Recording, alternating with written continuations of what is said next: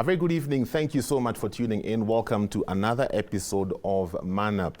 This is the corner for men, where we get together as men and discuss pertinent issues that affect men in society today. Now, what we want to do tonight is just go back in time and review some of the discussions we've had over the last couple of weeks. We've been hosting different men from different sectors in society dealing with different issues that affect men. There's a conversation we had with Paul Nguni and Chris Otieno. We were talking about the next generation of men and how we are parenting our young boys today to become men, comparing to how we are doing it today vis-a-vis how our parents raised us up. And the question was, are we leaving out some important aspects of parenting when we raise up this generation of men? Let's go back to that discussion.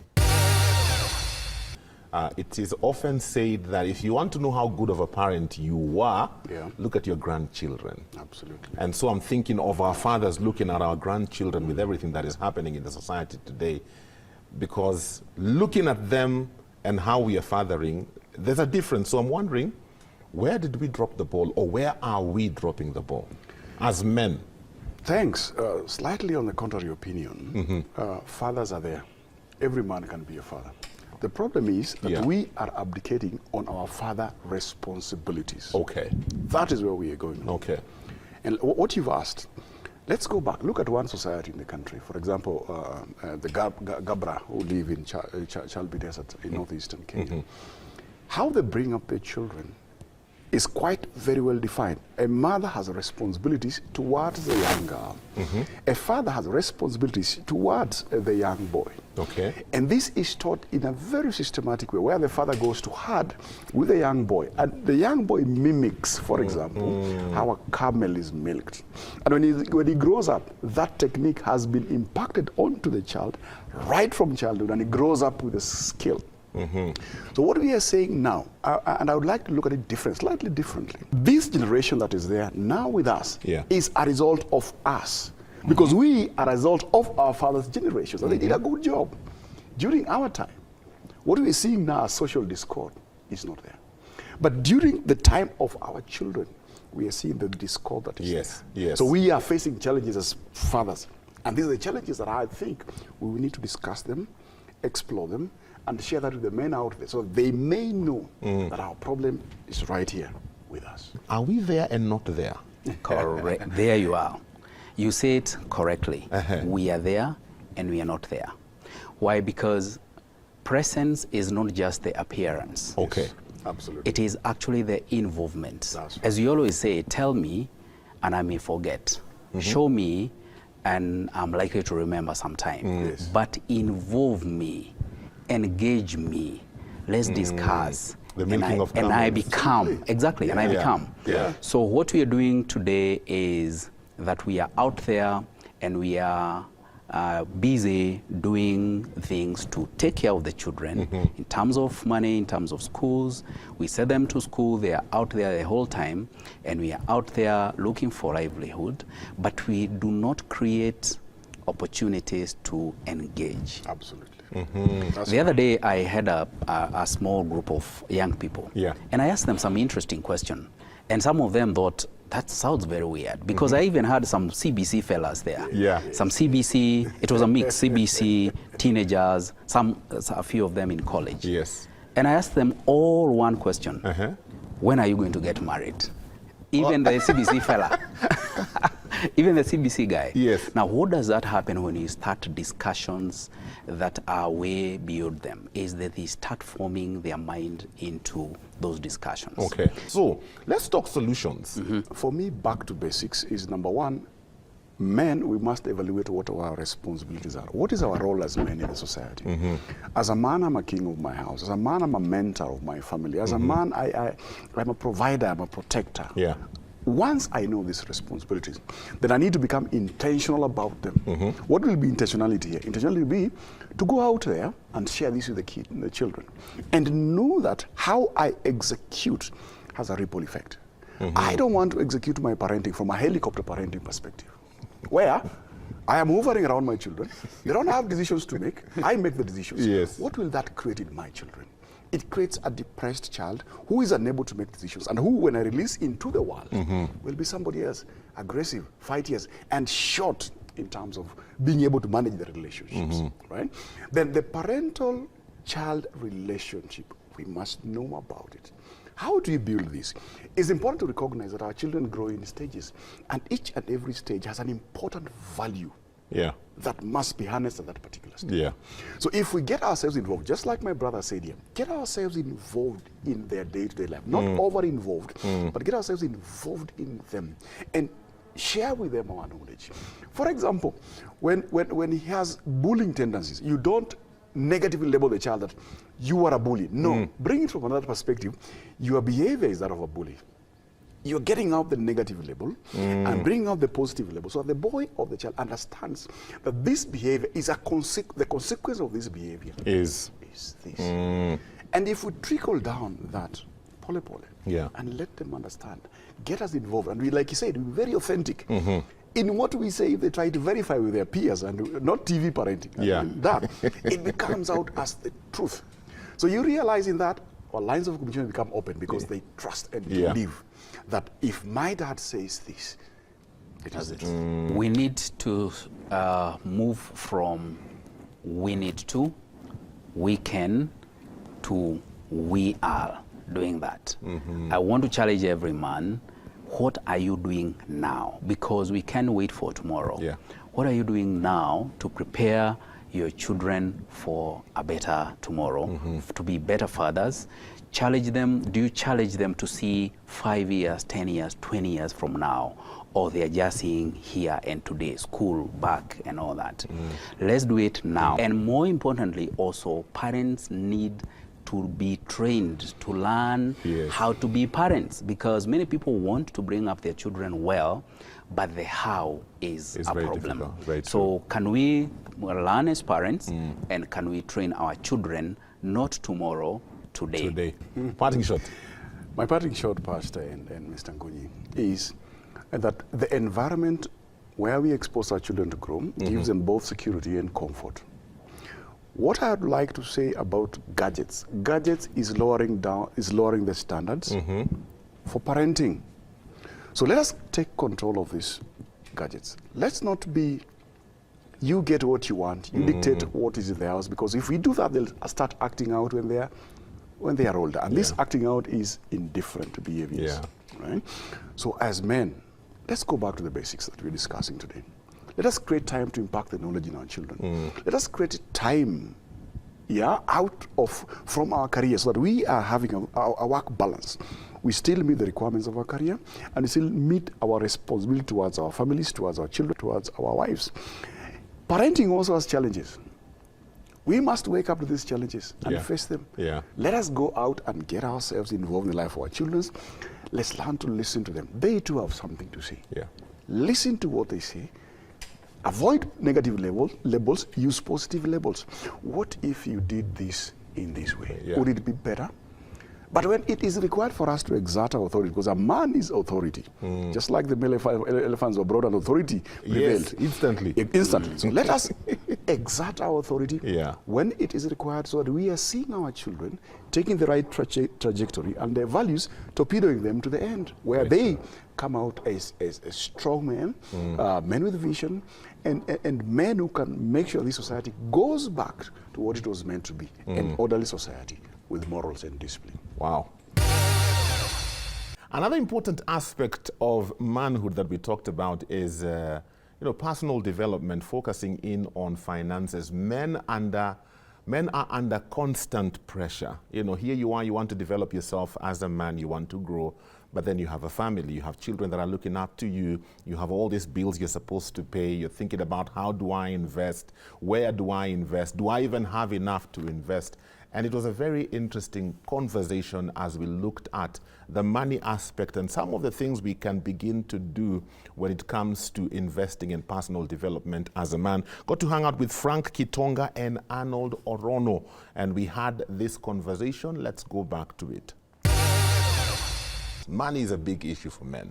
When you don't have some money in your pocket, you feel like you're worth nothing. You feel like, no, hauna sauti, sit at the corner, we will call you when we need you. But when you have money, you feel like you own the world.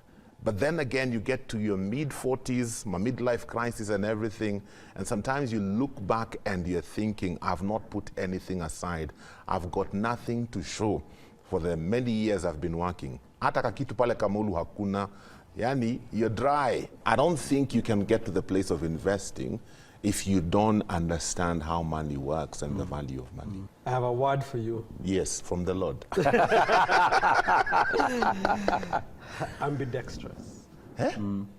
Ambidextrous. Where is the Google? We need to Google. What does that mean? This in scripture, let me take you back to scripture. These guys were able to shoot with their left hand. Yes. Men of Benjamin, and with their right hand. That ability is ambidexterity. Oh. My view is there's a demand on the man now that we've got to be ambidextrous. Okay. We've got to be able to manage the future and the present at the same level of prowess.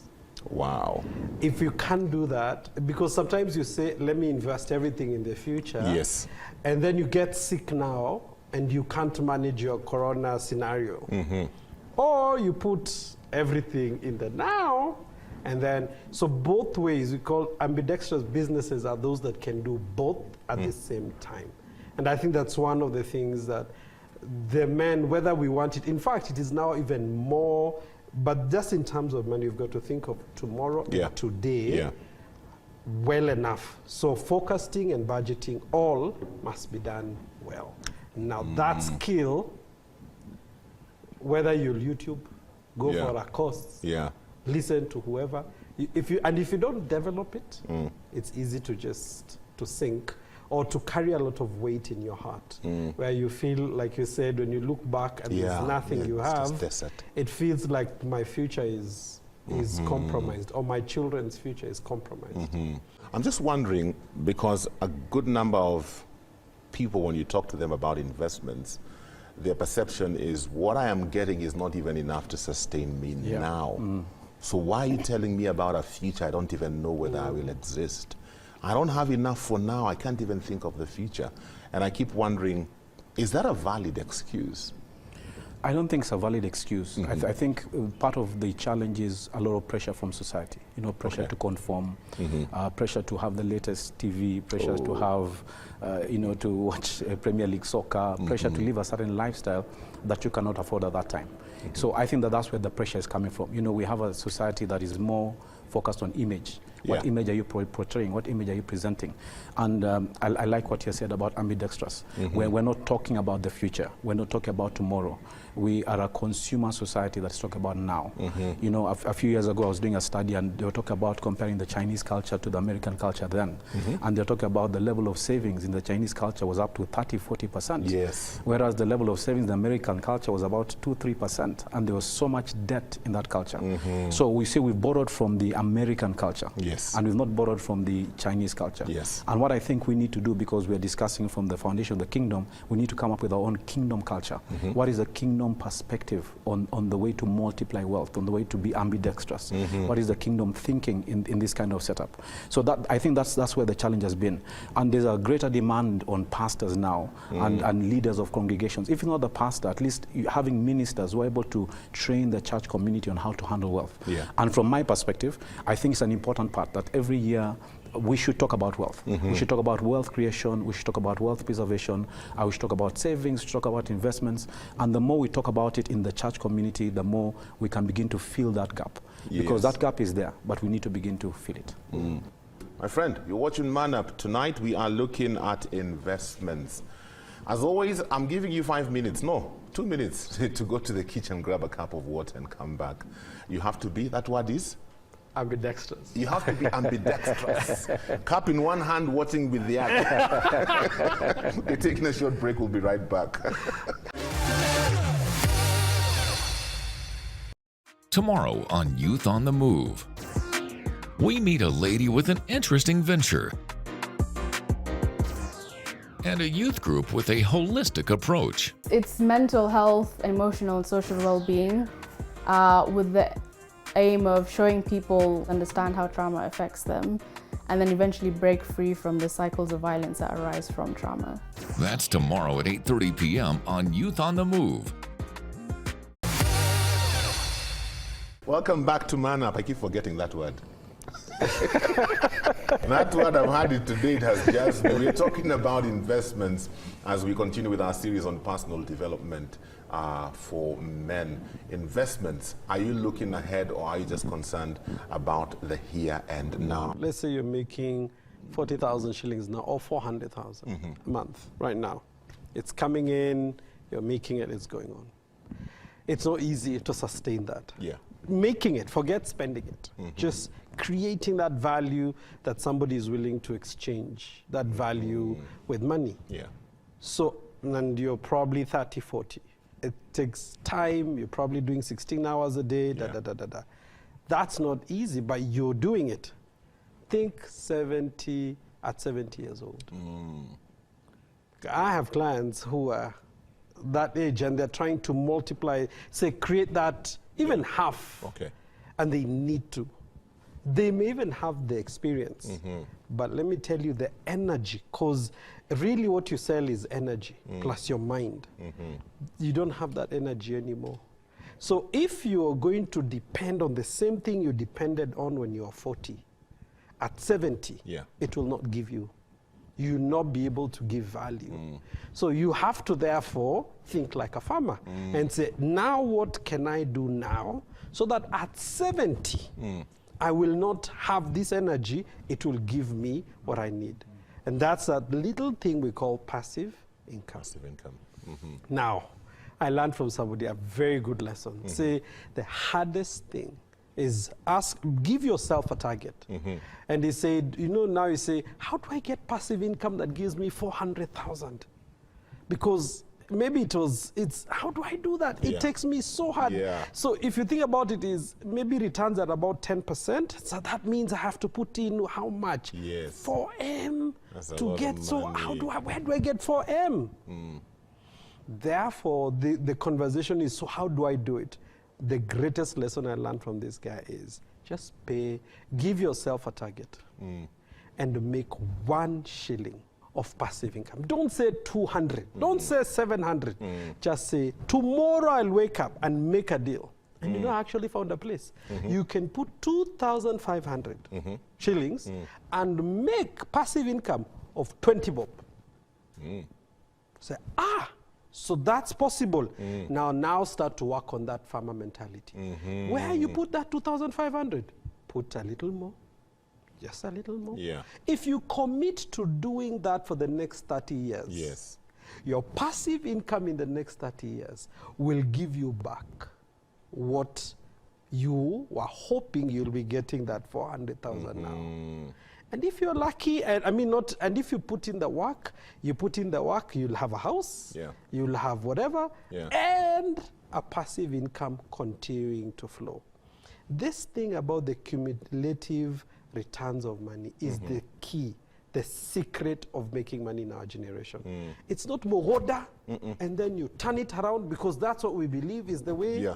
This understanding for how money works may not be in our culture or model, but if you can understand that money can be multiplied a little by this cumulative interest, this little thing where you start 2 bob now, 2 bob tomorrow. And you know what? One last thing I want to say here is, who is the person producing that income? Me, okay. Who do you pay first? Landlord? School fees? Fuliza. You know what? But then Fuliza was ideas I get there. Lakini I will say, stay away from that culture. Stay away from that culture. But I'll say, when you put that list of who needs to take that 400,000, jiweke kwa hiyo list. We pay tithe. Alafu, I'm talking to pastors. Tithe. Do your tithe. Pay God first. So you connect to the models of the kingdom of multiplication. But pay yourself. What is paying yourself? This 2,500. Increase it. That's what paying yourself. And do not pay rent. Do not pay these other things before you pay something here. If you can do that now, that passive income in 20, 30 years will take care of you. I would say discipline. You know, just learn to discipline yourself, discipline your expenditure, and then develop partnerships. Where you are weak, find a partner that is strong in that area so that you may complement one another to get to the place of financial fulfillment. Awesome. Sexual abuse is quite an issue in today's society, but mostly when we hear the term sexual abuse, the tendency is to think of women being abused sexually. But a lot of men undergo sexual abuse, whether it's in the family setting, in our institutions, even in the workplace, or even in public spaces. I had a very interesting conversation hanging out with Onyango Otieno and Ernest Wamboy. We were talking about sexual abuse and trauma in men. Let's go back to that conversation. Generally in society, men are looked at as the ones who instigate sexual violence. So when you talk about men who've been sexually abused, people think, what are you talking about? Well, why is that the case? Well, because statistically, majority of crimes are committed by men. Statistically, you know, majority of people in prison are men, you know. Majority of people in positions of power are men, and statistically, majority of people who are driving development, economic changes, innovations are men. Okay, just statistically speaking. Not that women do not contribute to those fields. Women do contribute, but it's just you notice overtly men tend to be more in those fields. If you ask many of them who introduce them to sexual contact, to sexuality, you find many of them say to the house help. Yes, you know, yes. House help who touch their private parts, force them to do things, and at times in ignorance, so like, okay, they just did it, and then they said, and asking themselves, why is it that when, you know, when the house help removed her clothes, when I saw her coming from the shower, you know, I got erect and all that, and the house help took advantage of that. So, yeah, there are men who actually are taken advantage of, and there's a stigma and a shame because if a man goes and says he's been sexually abused, yes, many times people laugh. Exactly. People laugh. Yes. Yeah, people laugh. And so I'll share maybe one instance where I think I would call it a sexual abuse. I would say maybe two instances. One was the introduction to pornography. When I was in high school, we had boys who would pass around magazines, you know, and at times you'd be forced to look at things. I remember being in the entertainment, just watching a movie, and someone just walked in and said, hey, what's it, you know, and they removed what we were watching. Yeah, and they put blatant pornography. I'm not talking about X-rated, you know, and we were made to watch that. I remember I walked out, you know, I just had to walk out, and that's abuse. Listening to what Ernest is saying, with all this, with how society looks at sexual abuse, and you know, even as we've talked about, sometimes even when men report cases, people laugh. What does that do to the men who go through it, knowing that this is how society perceives what I've just gone through and what is happening to me? What happens to them? Shame, more shame. Yes. Because for me, it did happen to me. Again, it was a house help. And at the time, I didn't know it was abuse because you've heard about sex. I was 20 years old, and in my brain, sex is supposed to be a good thing. Yeah. But the manner in which it happened, I'm realizing 10 years later, this was actually abuse, you know, and I'm going through my therapies and all that. Then I spoke about it, James. You know, I put out a tweet, my friend. And what happened after that opened my eyes to so many things. Because the cyberbullying that ensued, again, it was men who were telling me, hey, mwanaume hawezi kuwa raped by a woman. How is that even possible? You know, how did you not defend yourself? You're just looking for clout. You must have enjoyed it. You know, you're just wasting our time here. You know, you're looking for attention and stuff like that. But now, what even caught my attention further were the men coming to my DMs. Who've been through similar experiences? Yes. Wow. Those were the people, my friend. And you know, they were saying, it happened to me. I was 6 years old. I was 7 years old. I was 13. I was 15. And they're saying they've never seen any man publicly speak about being sexually harassed or assaulted. for many of them, I was the first one. And James, they were saying, I am a pastor in church, and I'm living with this trauma. I can't tell my wife, I'm struggling in my marriage, I have kids, and I don't know where to take this wound. Wow. And some other dude told me, you know what, I was sodomized by people I knew. Oh my goodness. And he said that he got so angry and desperate. Yeah. Honest, he looked for goons. He looked for goons to go and kill those guys. Yeah. Wow. And he told me they will never do it to another man because they are dead. Yeah. What? My friend. So this is a whole pandemic of its own. Because that shame that you live with, you feel so helpless. And you're like, even if I try to speak, who will believe me? Who will believe me? You know, I'm a man. Who will believe that this happened to me? You know, so why not take matters into my own hands? Right? And for those who don't have the power, the resources, now they get into depression. Now suicide rates go up. As we wrap up, I'm just wondering, the next generation of men that we are, you know, raising, how do we protect them or even shield them or prepare them? I don't even know which word to use. What can we do for them where this issue is concerned? Well, one, let's do what Onyango said. Let's create those safe spaces. We thank you for ManUp. A safe space, you know, that you've created. So you're actually contributing to the healing of the problem, James, and we celebrate you.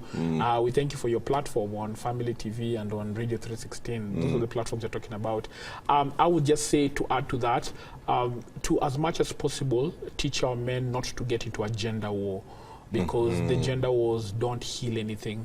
When women who are feeling oppressed by men who abuse them made it a gender war, we ended up with feminism. And the feminism had a very toxic angle to it, you know. Now, I know there are many people who would say, I identify as a feminist, and they talk about all the positive things about it, but they are the negative sides of it that people don't like to talk about. But the reality is that came about as a result of making the pain about a gender war.